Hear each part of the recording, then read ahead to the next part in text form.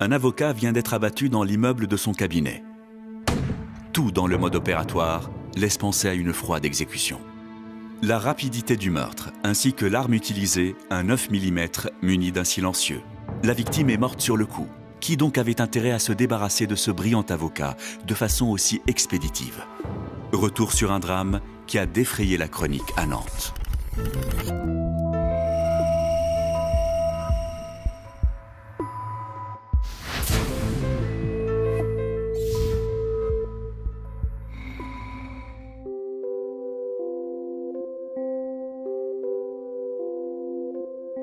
C'est ici, dans cet appartement de la banlieue chic de Nantes, que tout s'est joué quelques jours auparavant.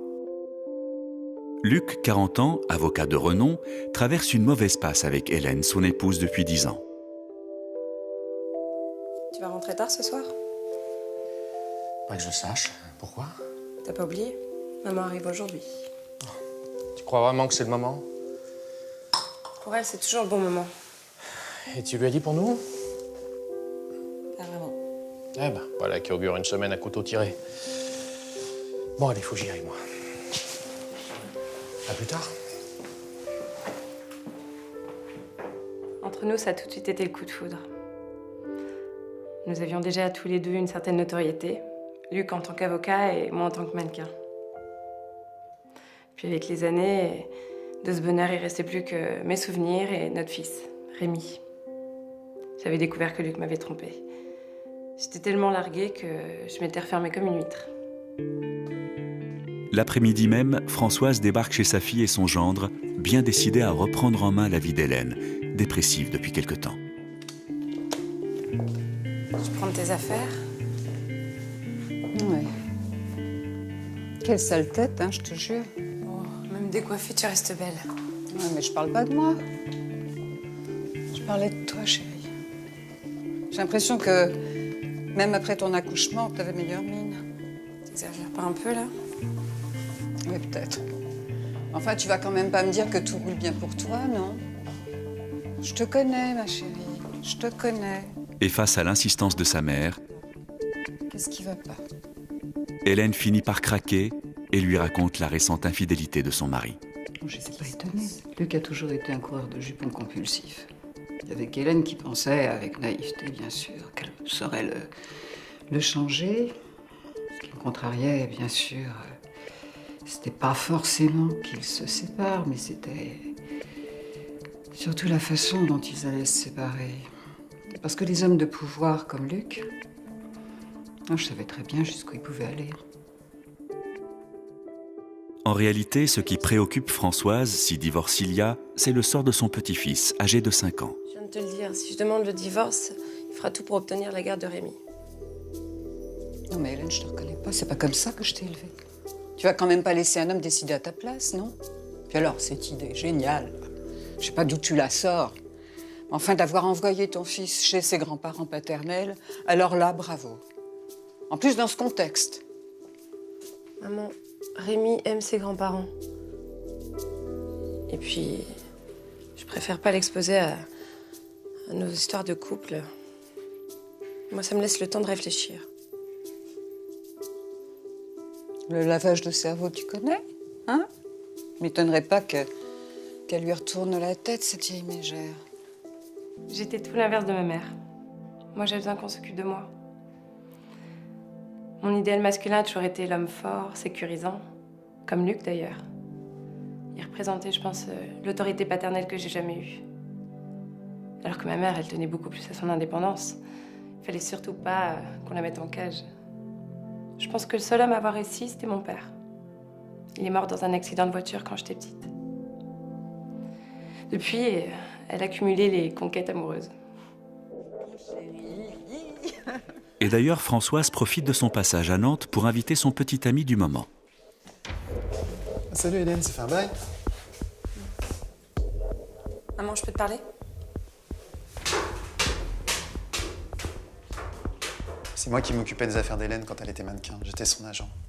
On s'était pas vu depuis le jour où je lui avais dit qu'elle était plus vraiment bankable. C'était quelque temps après son accouchement. J'ai bien conscience du mal que je lui ai fait. Parce que c'est toujours dur de s'entendre dire qu'on n'est plus vraiment désiré.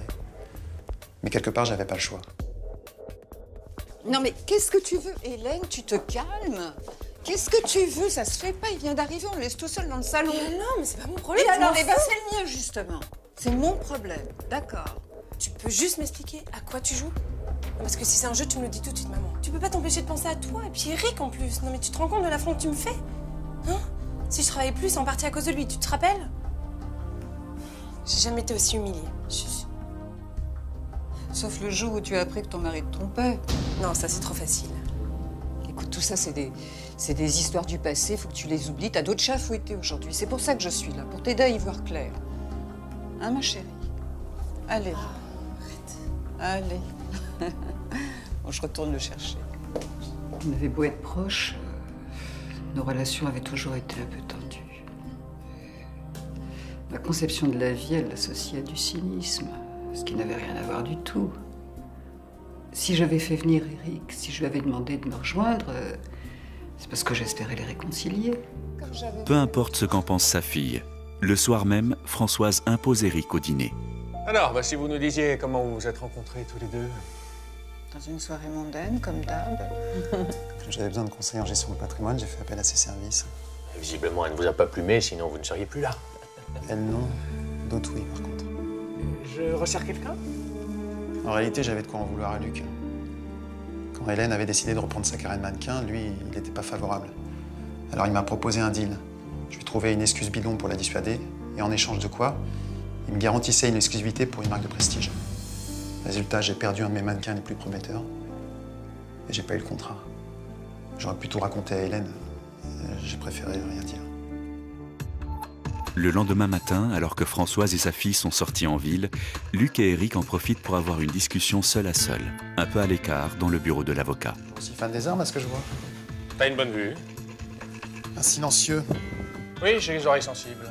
Alors, si tu nous disais ce que tu cherches exactement. Bien, je sais pas, discuter entre hommes. Ça ressemble à quoi, selon toi, une discussion d'homme à homme? Avoir le courage de s'excuser, par exemple. Écoute, je te l'ai dit, si t'as pas eu ce contrat, c'est pas de ma faute, c'est mon contact qui a pas tenu parole. Et tu crois que ça va me suffire comme explication, ça? Mais même si ça te suffit pas, c'est la vérité. Hein? Qu'est-ce que tu veux? Que je m'excuse? Que je me mette à plat ventre? Et peur de quoi, au juste? Qu'Hélène te fasse subir ce que tu lui as fait durant toutes ces années, c'est ça? Qu'il te trompe en jouant les parfaites épouses? Ça, c'est pas tes histoires. Je te déconseille fortement de lui parler de notre affaire, d'accord? C'est quoi, là? C'est une menace? Ce type, je l'ai jamais senti. Hélène, moi, j'ai toujours considéré comme une petite sœur. Et pourtant, j'avais pas su la mettre en garde. Et je m'en voulais. Et en même temps, c'était elle de découvrir qui il était vraiment. Même si Hélène ne sait pas tout des manigances de son mari, elle n'est pas dupe. Le soir même, elle le lui fait comprendre. Hélène, combien de fois je vais devoir m'excuser, hein? Je suis désolé, mon chéri. Pas autant que moi, Luc. Là, j'ai besoin de temps. J'arrive pas à oublier. Une femme qui découvre que son mari l'a trompée, quoi de plus banal, je sais. Mais j'ai toujours eu la naïveté de croire que notre couple était différent. Alors oui, j'acceptais pas. Excès d'amour, d'orgueil, je sais pas. Mais j'étais en colère. J'étais en colère contre moi d'avoir mis ma vie entre parenthèses pour lui, pour notre famille. Et puis j'étais en colère contre lui qui m'ait menti. Je déteste les mensonges. Et son épouse n'est pas la seule à lui en vouloir. Dès le lendemain matin, au petit déjeuner, les relations entre Luc et sa belle-mère tournent elles aussi au bras de fer. Luc, je trouve ça odieux que vous mêliez mon petit-fils à vos histoires. D'abord, Rémi, avant d'être votre petit-fils, il est mon fils, je vous signale. Puis je ne mêle pas nos histoires, je l'y implique naturellement. Ma décision est prise, si Hélène demande de divorce, je demande la garde de l'enfant. Vous savez très bien qu'avec mes appuis, j'ai de fortes chances d'obtenir gain de cause. Si vous faites ça, vous allez la détruire. Elle, vous? Oh, Françoise, pas moi. Vous adorez avoir la mamie sur les gens, c'est votre truc. Mais vous et moi, on est de la même trempe, nous détestons perdre. Oh, allez, vous faites du mal, Françoise. Restez en dehors de tout ça, vous savez, j'aime vraiment votre fille, mais c'est à elle de faire ses choix et d'en assumer les conséquences. Merci pour le café. Elle a toujours été fragile. Et puis, la mort de son père n'a rien arrangé. Pire, ça a exacerbé sa peur de l'abandon. Et d'ailleurs, c'est sûrement pour ça qu'elle n'arrivait pas à se décider à le quitter. Avec en plus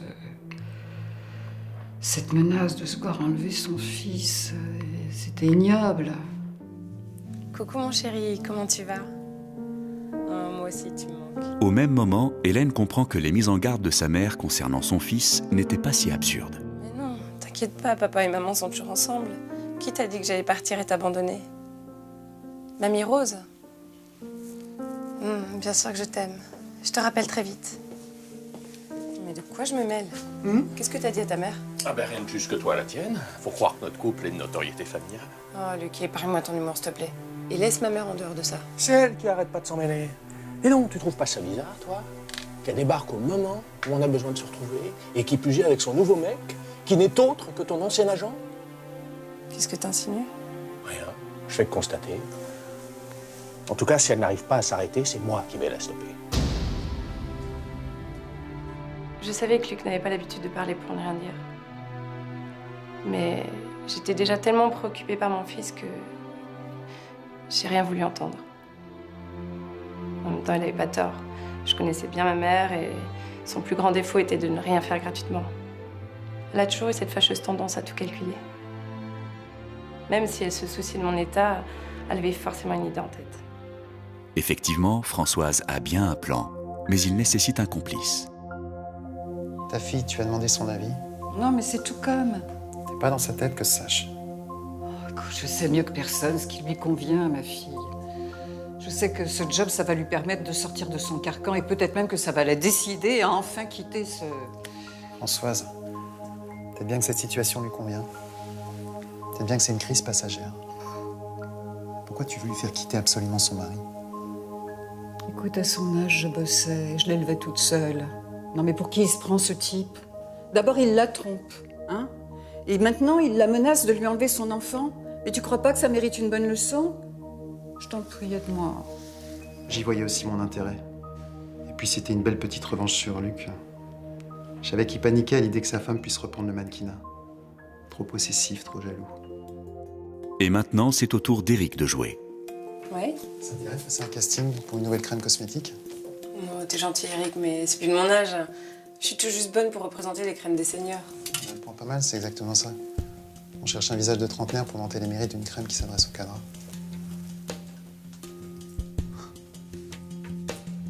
Ouais? Pourquoi pas?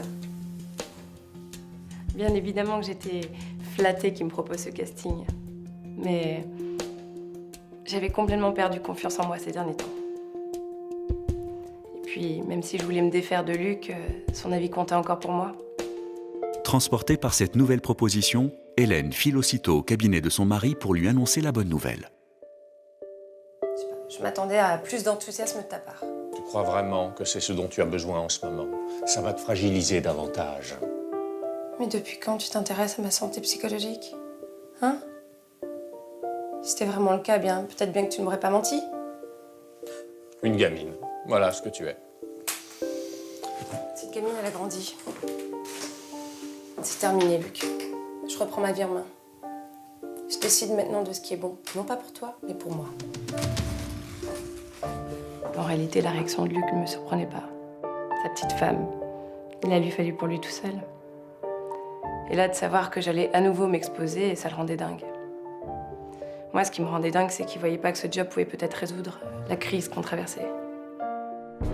Non seulement Luc ne le voit pas, mais pire, il va réduire à néant tout espoir que cela arrive. Oui, c'est Luc. Bon, alors on est bien d'accord. J'ai vraiment pas envie que ma femme fasse ce boulot. Oui, crois-moi, je la connais. En ce moment, elle va pas bien du tout. J'ai pas envie que cette campagne la déstabilise davantage. Très bien, merci. Je te revoidrai ça. Salut. Et voilà, c'est réglé, ça. Luc se doute que sa belle-mère se cache derrière cette proposition de travail. Il est bien décidé à régler ses comptes avec elle, une fois pour toutes, et lui donne rendez-vous, l'après-midi même. Alors, c'est quoi l'urgence, là? Pourquoi vous me donnez rendez-vous dans la rue?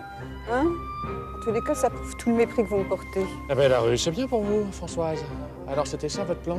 Séduire Eric pour le pousser à reprendre Hélène? Vous n'y êtes pas du tout, hein? Oui, bien au contraire. Alors, écoutez-moi bien, cessez de vous ingérer dans notre vie. C'est beaucoup mieux pour vous. Mais vous croyez qu'en maintenant Hélène, dans une dépendance financière, ça vous met à l'abri du divorce, mais vous trompez complètement, mon petit Luc. Tôt ou tard, avec ou sans travail, Hélène vous quittera. Vous devriez relire vos cours de psychologie féminine. Je n'ai de leçon à recevoir de personne et encore moins de vous. Figurez-vous que j'ai enquêté sur votre vie, chère Françoise. Et qu'est-ce que j'ai découvert? Avoir dit à Hélène, qui n'était qu'une gamine, que son père était mort dans un accident de voiture, c'est moche. Et tout ça pourquoi? Parce que vous aviez découvert qu'il vous trompait, vous. Ah, mon gendre menaçait de dire toute la vérité à ma fille. C'était comme une épée de Damoclès qui pesait au-dessus de ma tête. J'étais tellement sous le choc que j'ai pas pu réagir. Mais Françoise n'est pas du genre à se laisser impressionner très longtemps. Furieuse, à quoi est-elle prête pour réduire son gendre au silence?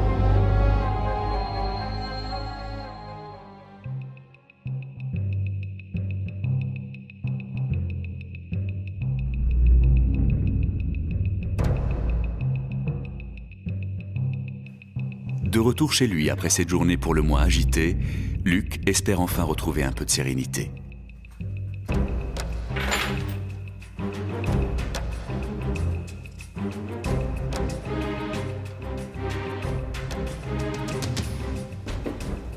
Pourquoi t'as fait ça? Chérie, qu'est-ce que tu Réponds-moi. fais? Donne-moi cette arme. Réponds-moi, pourquoi t'as fait ça? J'ai fait ça pour toi, parce que s'exposer, c'est te fragiliser davantage en ce moment. arrête, T'es pas en Luc. état, chérie, donne-moi ça. Arrête! J'en ai assez de jouer aux épouses parfaites. Qu'est-ce que tu crois? Hein, ça m'apporte quoi, à part devenir l'ombre de moi-même? Tu crois quoi, que tu peux manipuler tout ton petit monde comme tu l'entends? Chérie, tu es dépressif, donne-moi cette arme. Arrête avec ça! Je suis pas dépressive! T'as caché. Hélène! Prends-lui cette arme. Hélène, pour une fois, fais ce qu'il te demande.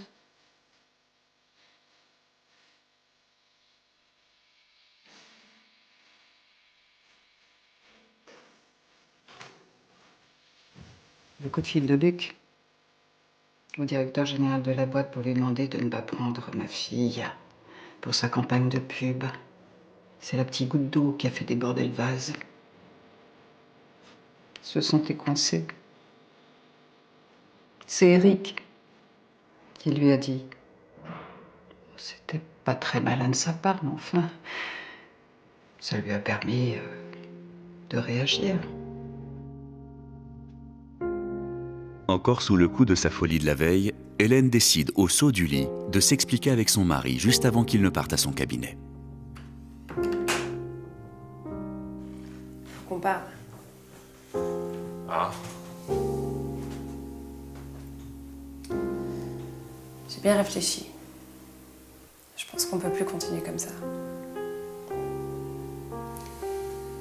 Je veux divorcer. Je sais aussi ce que ça signifie. Fais comme tu voudras. Il y a des avocats pour ça. T'es mieux placé que moi pour le savoir. Ce qui s'était passé la veille m'a fait prendre conscience de notre échec. S'acharner à rester ensemble pour de fausses bonnes raisons, c'était pas une solution. Ça a été certainement la décision la plus difficile de ma vie. Mais là, j'étais déterminée. J'étais prête à me battre pour obtenir la garde de mon fils. Mais à peine Hélène partie, Luc reçoit une autre visite. Jolie façon de te venger. Me venger. Quand j'ai proposé ce job à ta femme, il n'y avait aucune malice de ma part. Juste un coup de main amical. Quand est-ce que tu vas arrêter de te prendre pour Dieu? Bon, Eric, je crois qu'on est tous un peu fatigués. Tu veux bien me laisser, j'ai besoin de calme. Besoin de calme. Parce que la situation t'échappe. Quelqu'un comme toi, c'est juste insupportable. Bon, mais voilà, si ça peut te faire plaisir, hein, ça doit être ça. Mensongeant. C'est le nom de jeune fille de François, ça. Oui, ça lui va bien. Eh bien, je crois qu'on s'est tout dit. Qu'est-ce que tu lui cherches à Françoise? Manipuler sa fille, ça te suffit pas? C'était bien la première fois que je le sentais sur le point de craquer. Qu'est-ce que ça m'aurait fait de lui mettre un deuxième genou à terre? Sinon, une petite satisfaction personnelle. Non, par contre, ce qui me préoccupait le plus, c'était le dossier sur Françoise. Poussé par la curiosité, Éric a guetté le départ de Luc qui devait se rendre au tribunal. En son absence, il fouille dans le fameux dossier.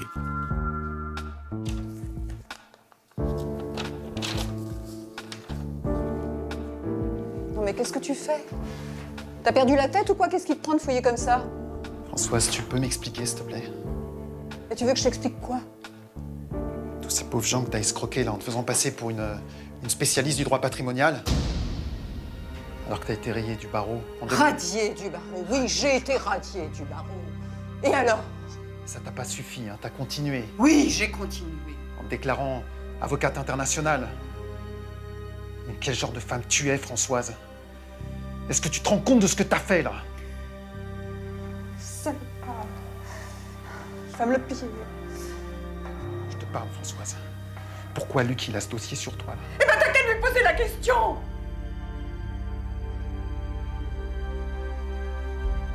Puis un conseil.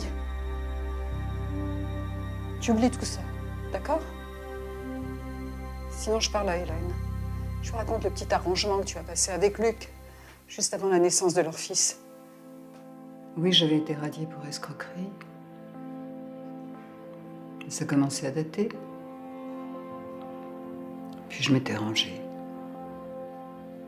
Et voilà que mon gendre voulait remuer tout ça. Je pouvais pas le laisser faire ça. Prise de panique, Françoise se précipite aussitôt à la sortie du tribunal. Vous comptez faire quoi? Ah bah vous pourrez plus vous passer de moi. Je compte faire quoi? Commencer par éviter les compromis. Entre le secret sur le père d'Hélène et ses escroqueries, la belle-mère de Luc se trouve en très mauvaise posture. Elle va tenter de faire cesser l'odieux chantage dont elle est victime. Mais Luc n'en a que faire. Bonne journée. Son arrogance. Je crois bien que c'était ce qui m'insupportait le plus. Non mais il croyait me faire peur avec ses menaces. Et l'arrogance de Luc va bientôt le mener à sa perte. Ni sa belle-mère, ni Éric n'a intérêt à ce que la vérité éclate. Sans compter son épouse qu'il a déjà menacée avec une arme. Dans moins de 12 heures, l'avocat influent va être froidement assassiné. Qui a bien pu le trouver gênant au point de passer à l'acte?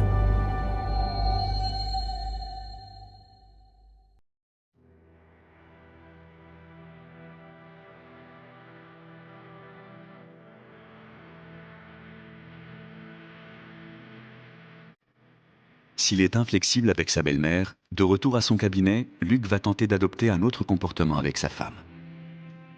Hélène, c'est moi. Tu peux pas balayer notre mariage comme ça du jour au lendemain.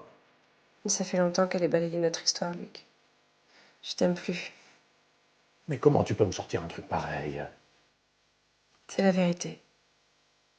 Ok, si c'est la guerre que tu veux, tu vas l'avoir.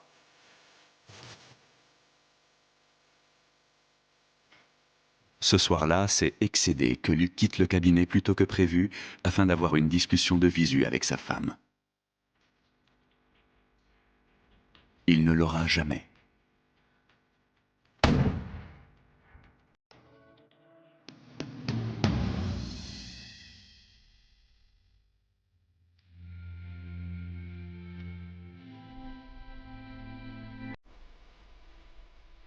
J'ai fait ce qui me semblait juste. Pour ma réputation d'abord, et puis pour Hélène. J'ai pas encore réalisé le geste de ma mère. Comment a-t-elle pu imaginer ne pas être soupçonnée dans cette histoire? Elle voulait m'éviter d'être au cœur d'un scandale. Mais rien de tout ça n'a été évité.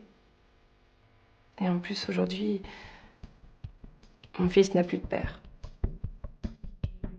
Françoise sera condamnée à 20 ans de réclusion criminelle pour le meurtre de son gendre avec préméditation. Peu de temps après le drame, Hélène apprendra l'existence de son père qu'elle croyait mort depuis sa plus tendre enfance. Aujourd'hui, Hélène vit seule avec son fils Rémi. Sa carrière a pris un nouveau tournant depuis qu'elle s'est associée avec Éric. Ensemble, ils ont créé une agence de mannequins.